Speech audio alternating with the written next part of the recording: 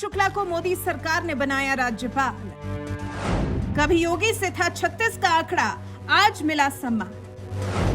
कौन है शिव प्रताप जिनके खिलाफ योगी ने खोला था मोर्चा? गोरखपुर की सियासी जंग में बीजेपी से कर दी थी बगावत। दरअसल रविवार को एक साथ 13 राज्यों के राज्यपाल बदल दिए गए। इनमें से 3 नाम ऐसे हैं जिनका रिश्ता उत्तर प्रदेश से है। ये नाम है मेघालय के राज्यपाल बनाए गए फागु चौहान और सिक्किम के राज्यपाल बनाए गए एमएलसी लक्ष्मण आचार्य, जबकि तीसरा नाम है शिव प्रताप शुक्ला का।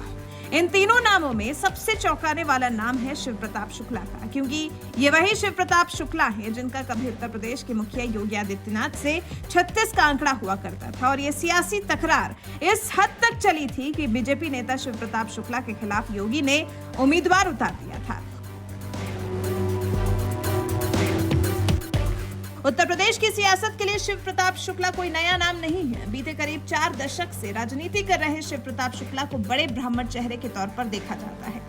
एक समय पूर्वांचल की राजनीति में क्षत्रिय बनाम ब्राह्मण के वर्चस्व की लड़ाई में भी शिव प्रताप बीजेपी के लिए अहम रहे हैं। खासकर गोरखपुर जिले में शिव प्रताप शुक्ला का किस कदर भौकाल हुआ करता था, ये आप इसी बात से समझ सकते हैं कि गोरखपुर यूनिवर्सिटी से पढ़ाई के दौरान ही राजनीति में सक्रिय होने वाले शिव प्रताप शुक्ला ने 1989 में पहली बार गोरखपुर शहर सीट से चुनाव लड़ा था और जीतकर विधानसभा पहुंच गए थे और फिर कभी पीछे मुड़कर नहीं देखा। लगातार 4 विधानसभा चुनाव में शिव प्रताप शुक्ला ने गोरखपुर में बीजेपी का झंडा बुलंद किया और जीतकर विधानसभा पहुंचे। इसी बीच साल 1998 में योगी आदित्यनाथ का सियासी उदय हुआ और गोरखपुर लोकसभा सीट से जीतकर योगी आदित्यनाथ संसद पहुंचे।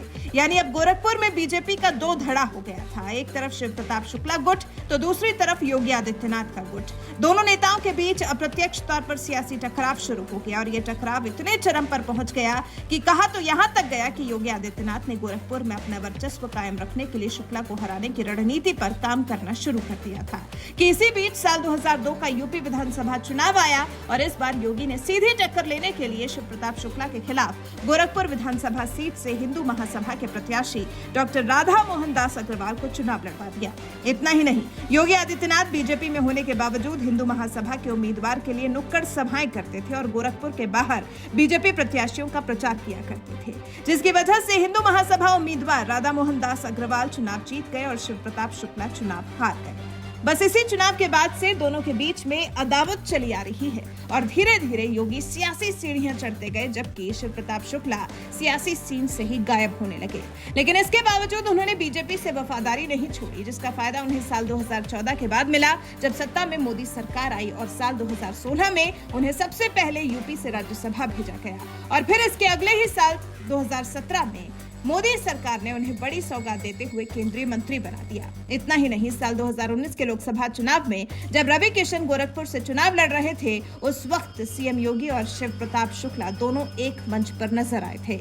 यानी दोनों के बीच चली आ रही सियासी दुश्मनी पूरी तरह से खत्म हो गई थी। यही वजह है कि मोदी योगी के नेतृत्व में 2022 का विधानसभा चुनाव लड़ रही बीजेपी ने शिव प्रताप शुक्ला को ब्राह्मण समाज को साधने की बड़ी जिम्मेदारी भी दी थी और अब एक बार फिर मोदी सरकार ने उन्हें हिमाचल प्रदेश का राज्यपाल बनाकर एक बड़ी सौगात दी है। बहरहाल शिव प्रताप शुक्ला को मिली इस जिम्मेदारी पर आपका क्या कुछ कहना है? अपनी राय हमें कमेंट कर जरूर बताएं।